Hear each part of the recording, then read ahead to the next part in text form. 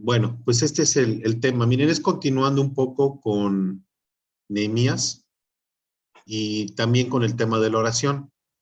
Pero hoy vamos a tocar un tema que le decía yo a Gonzalo que pues va a coincidir con lo que él está viviendo ahorita con su muro, con lo que pasaba ya con el muro en aquel entonces cuando regresó Nehemías, ¿no?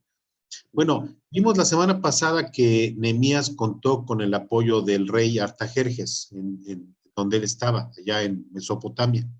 Y no solamente contó con su apoyo, sino que además le dio incluso gente que lo acompañara, que le abriera paso, y le dio cartas para que los reyes que había en el camino que él tenía que llegar, pues no lo agredieran, sino que incluso pues lo protegieran, ¿no? Bueno, aún así, digamos que no fue nada fácil la estancia de Nehemías allá, porque pues podemos imaginar que se encontró con un ambiente de mucha desolación. Seguramente había mucha tristeza, había mucha angustia de parte del pueblo judío allá en Jerusalén, porque finalmente venían ellos de haber vivido por un tiempo muy largo de esclavitud y habían regresado algunos voluntariamente, pero no estaban nada bien. Había que reconstruir la ciudad, había que reconstruir las casas, había que trabajar, había que hacer muchas cosas y seguramente estaba en una situación muy, muy complicada, ¿no?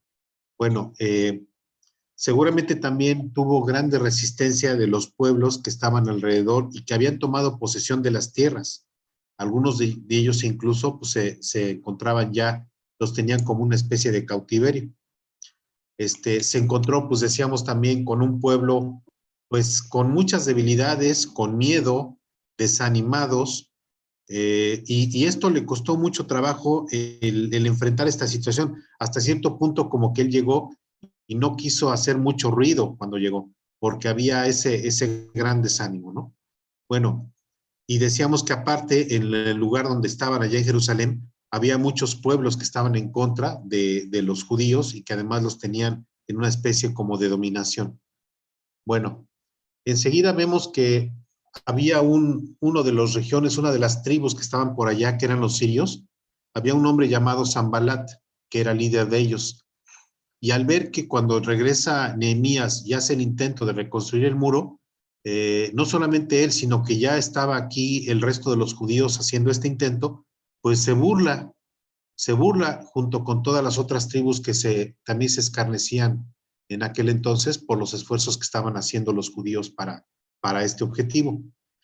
Y en realidad aquí, pues los judíos lo único que querían era vivir en paz.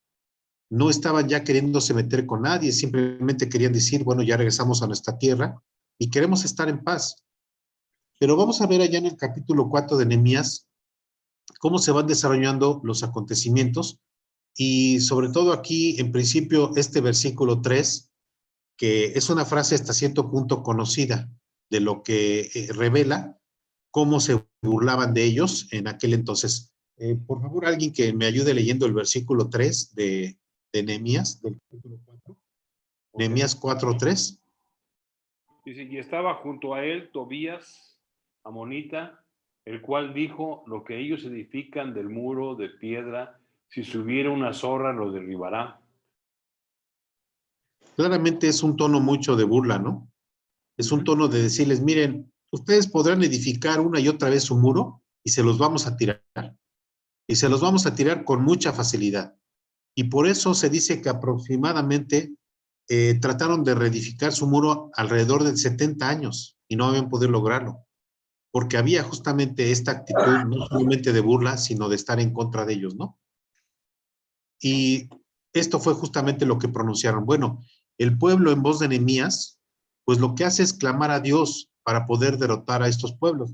Demos lectura, por favor, ahora, enseguida de la parte 2 del versículo 3 hasta el versículo 5, por favor. Sería 4 y 5, ¿no? O sea, bueno, sería todo el 3, nuevamente, 4 y 5. Y estaba junto a él Tobías, amonita, el cual dijo, lo que ellos edifican del muro de piedra, si subiera una zorra lo derribará. Oye, oh Dios nuestro, que somos objeto de su menosprecio y vuelve al baldón de ellos sobre su cabeza y entrégalos por despojo en la tierra de su cautiverio. No cubra su iniquidad, ni su pecado sea borrado delante de ti, porque se airaron contra los que edificaban. Edificamos, pues, el muro. No está ahí. Sí, cualquiera se hubiera desanimado, ¿no? No sé, yo quiero imaginarme la situación y posiblemente yo me hubiera desanimado. No sé ustedes, hermanos, cómo se sentirían, ¿no? Regresan a su nación, encuentran dificultades, se encuentran pues resistencia de los enemigos, pero lo que hace Nehemías es tomando la representación del pueblo. ¿Se acuerdan que allá cuando estaba con Artajerjes oró solo, ¿no? Cuando no sabía qué hacer, cuando el rey Artajerjes le dijo, ¿qué tienes que tu semblante se ve muy decaído? Él tuvo que hacer una oración, digamos que de emergencia, pero estaba solo. Aquí lo que podemos resaltar es que ya él estaba de alguna forma acompañado por el pueblo, y eso implica una gran fortaleza. Es el pueblo el que hacía, el pueblo el que le estaba haciendo ya caso a Nehemías, y estaban unidos con él. Esto seguramente ya es algo clave para poder dirigirse con Dios, ¿no? Igualmente la oración de lo que nos enseña aquí en este pasaje de Nehemías es justamente lo que también podemos ver allá en Mateo 18, versículos 19 y 20. Veamos, por favor, si nos ayudan alguien con este versículo. Mateo 18, 19 y 20. 18, versículos 19 y 20.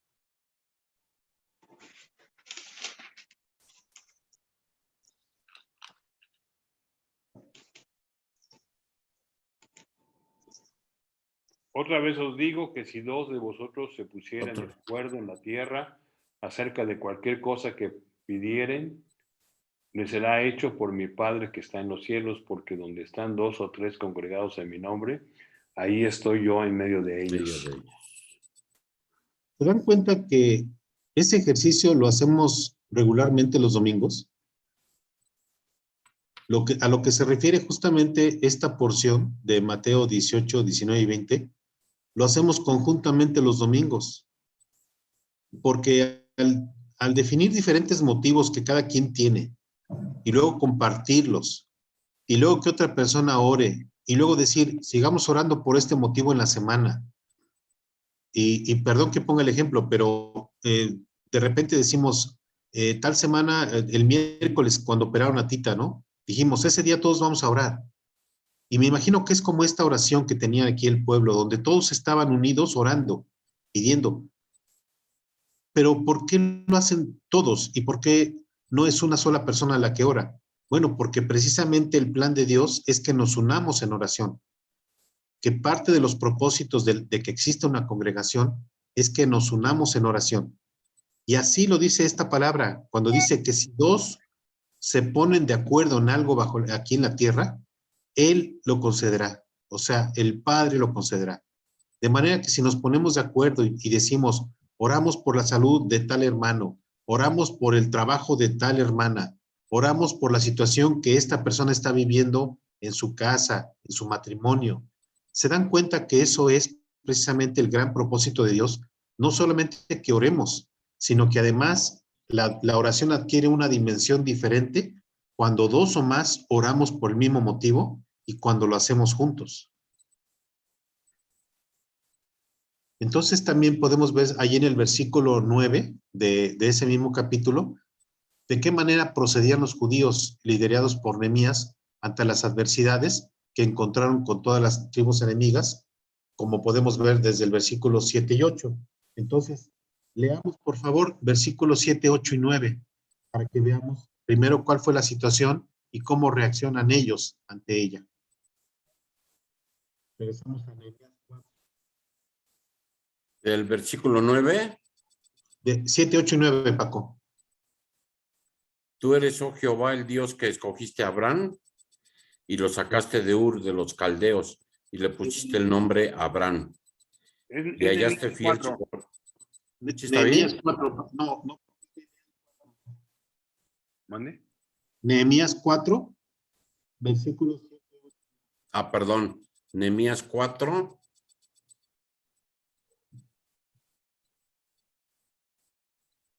Nehemías 4, versículo 7 8 y 9. Sí. Pero aconteció que oyendo Sanballat y Tobías y los árabes, los amonitas y los de Asdod, que los muros de Jerusalén eran reparados, porque ya los portillos comenzaban a ser cerrados, se encolerizaron mucho y conspiraron todos a una para venir a atacar a Jerusalén y hacerle daño. Entonces oramos a nuestro Dios y por causa de ellos pusimos guarda contra ellos de día y de noche. Toda la situación que se describe aquí en los versículos 7 y 8. ¿Y cuál es la respuesta del pueblo? Dice, entonces oramos. ¿Se acuerdan nuevamente que Nehemías había dicho, entonces oré a Dios cuando estaba delante de Artajerjes? Pero ahora habla en plural. Ahora dice, entonces oramos a Dios y por causa de ellos pusimos guarda contra ellos de día y de noche. Entonces aquí vemos dos cosas. Una, oran juntos y dos, actúan, hacen su parte. ¿Lo dejan en manos de Dios? Sí. ¿Lo ponen en su voluntad? Sí. Pero inmediatamente toman acción y dicen, oramos a Dios y de inmediato pusimos guarda. Actuamos, hacemos lo que nos corresponde. Entonces aquí Nehemías, por lo que vemos, está involucrando a todo el pueblo, lo está uniendo como una fortaleza.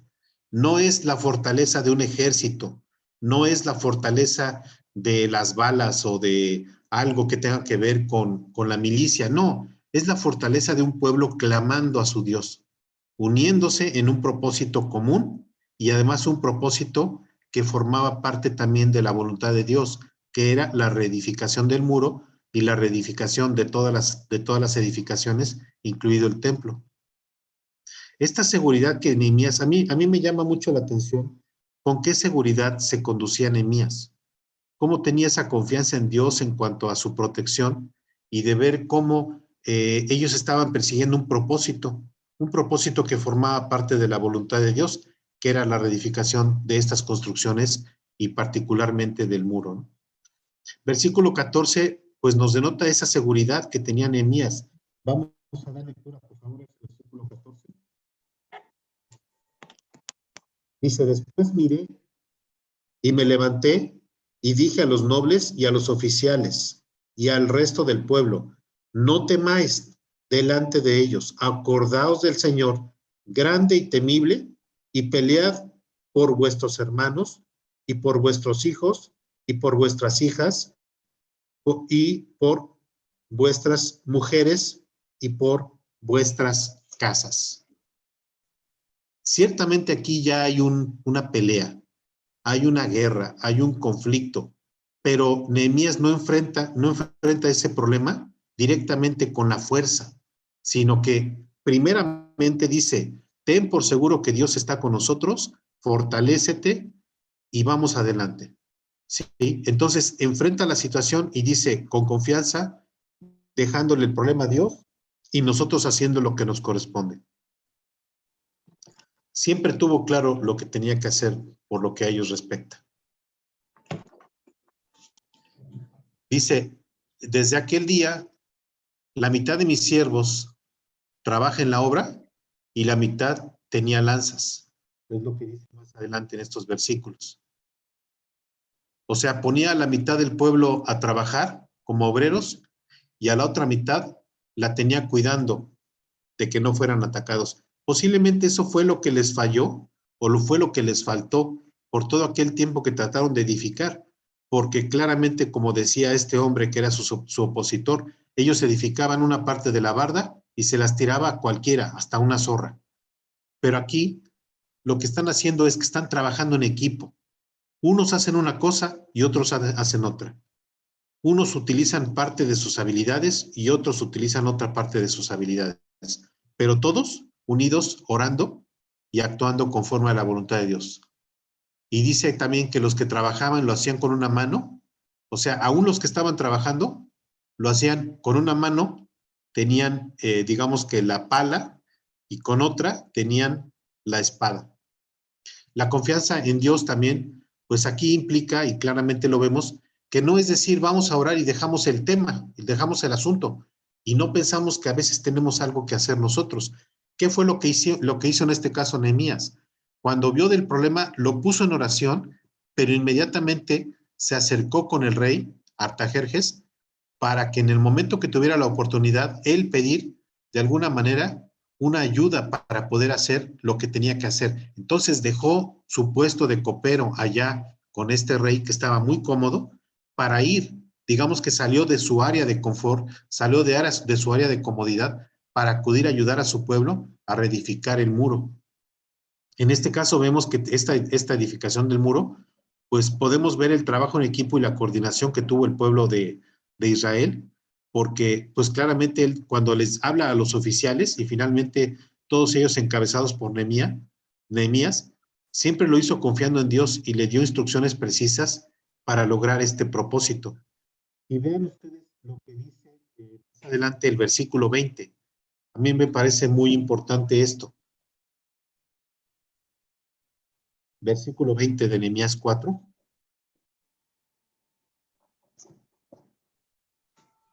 Dice, en el lugar donde oyereis el sonido de la trompeta, reuníos allí con nosotros, nuestro Dios.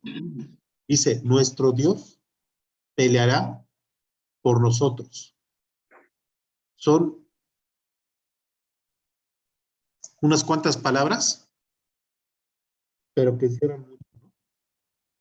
Encierran la confianza que se tiene en ese caso con Dios. Nuestro Dios peleará por nosotros. O sea, no te preocupes, sí haz tu parte, pero realmente el que pelea, el que hace la batalla, es Dios.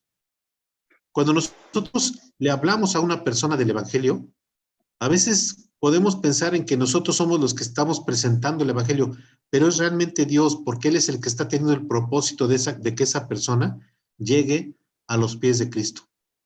Así que podemos... No se oye, Juan. A ver, ¿no se oye? Sí, es que cuando hablas del lado izquierdo. Ya. Sí, ya, ¿ya se oye? Sí. Ok, dice, y lo reitero, dice, nuestro Dios peleará por nosotros. Dejemos las cargas, dejemos el problema en manos de Dios y Él es el que peleará por nosotros. Es indicativo que Él dice que estaban tan atentos y dedicados que ni siquiera al final de este capítulo, en el versículo 23, mejor si alguien me ayuda leyendo para que no se vaya mi sonido. Y ni yo, ni mis hermanos, ni mis jóvenes, ni la gente de guardia que me seguía, nos quitamos nuestro vestido. Cada uno se desnudaba solamente para bañarse. O sea que dormían con la ropa puesta, ¿no? Porque era tanta su preocupación de que no fueran a ser atacados, que decían, no, ni siquiera duermas. O si duermes, duerme poquito, pero duerme con la ropa puesta. Y todo el día andamos casi con la misma ropa. Y dice, lo único que hacían era que a lo mejor se fueran turnando, pero prácticamente decía que solamente se quitaban la ropa para bañarse, pero de ahí en fuera, todo el tiempo estaban listos para actuar. Bueno, sin duda la oración, y yo creo que cada uno de nosotros lo hemos experimentado, ¿no? ¿Cuántos de nosotros no nos metemos a la recámara y así en aislamiento y en completa paz ponemos un asunto en oración en manos de Dios, ¿no? Eso también es algo que enseña la palabra de Dios. El orar en nuestro aposento, en privacidad, poner las cosas en manos de Dios, pero también nos enseña a orar de manera grupal, ¿sí? Así lo enseña también su palabra, ¿no? Ahora, no importa que los motivos sean particulares.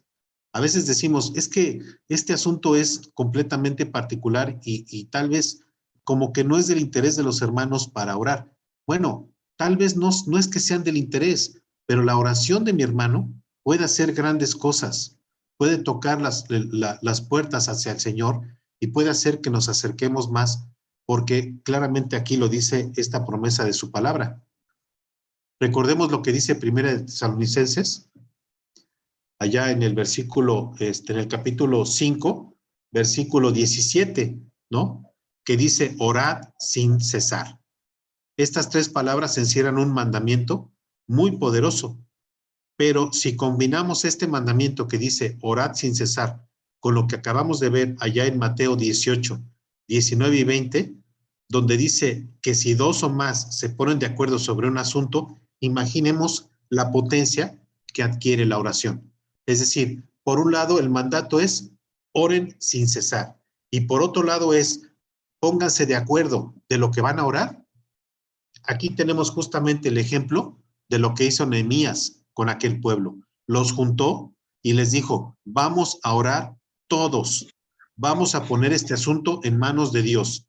Y ya que lo pusimos en manos de Dios, ok, tú agarra la pala, tú agarra el pico y tú agarra la espada. Todos vamos a trabajar, pero con un propósito y encaminados hacia lo que Dios quiere. Es decir, vamos a hacer un trabajo en equipo, haciendo cada quien lo que le corresponde. Y como Nehemías, entonces, pues debemos rogar a Dios la parte que a él toca y hacer la nuestra, siempre pidiendo conforme a su voluntad.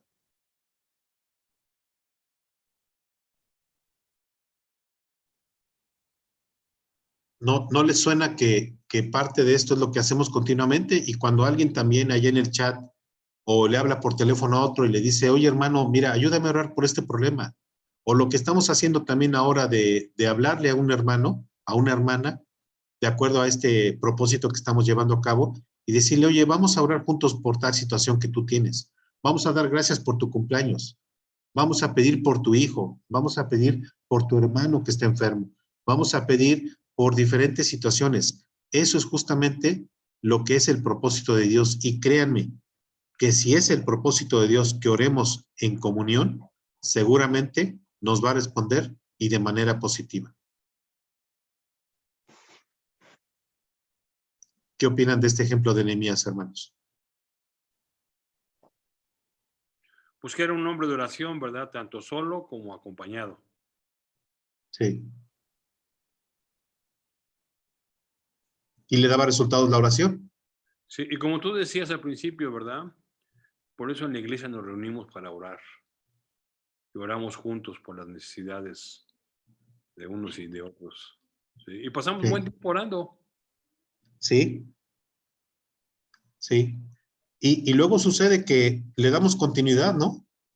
Sobre un Sí, asunto que a lo mejor oramos hace un mes y decimos, oye, ¿se acuerdan de tal tema que oramos? Pues ya pasó esto, y ya pasó esto, y ya pasó esto. Y vemos cómo se va manifestando Dios en cada situación que se presenta, ¿no? Ahorita justamente comentábamos con Carlos, ¿no? Bueno, operar una tita, va a su recuperación, recordamos a Perlita con su bebé que nació a finales del año pasado, pero le vamos dando continuidad porque justamente Dios se va manifestando de manera continua en las situaciones que vamos viendo. Y qué bueno hacerlo así porque pues estamos en manos de Él y qué mejor que hacerlo a través de la oración. Sí, y sobre todo, como tú decías, que cada 8 días los domingos, pues nos reunimos precisamente y oramos unos por otros, ¿no? Y recordamos y volvemos nuevamente a pedir por la petición, valga la redundancia, del anterior y somos constantes en la oración en ese aspecto de pedir unos por otros. Sí. Y vamos viendo los resultados, efectivamente, como tú bien dices, con Perlita, con Tita, con la salud de mi hermano Polo, Sí. con tantas cosas. Luego pedimos por mis hijos, por su viaje y todo, y por algunas cosas que se mejoren y todo, por la salud. Y yo creo que siempre estamos reunidos y como dice la palabra, donde se reúnen dos, pues están todos reunidos en mi nombre, ¿no? Así es, Paco. Sí, justamente lo que dice inmediatamente ese versículo cuando habla de que si dos se ponen de acuerdo, inmediatamente después viene esa expresión cuando dice que si 2 o 3 están reunidos en su nombre, Él está en medio. Él está en medio, así es.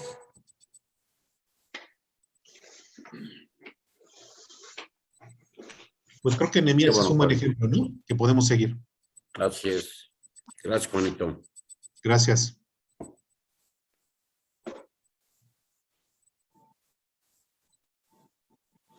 Bueno, ¿ya acabaste? Sí, muchas gracias. Gracias, Juan.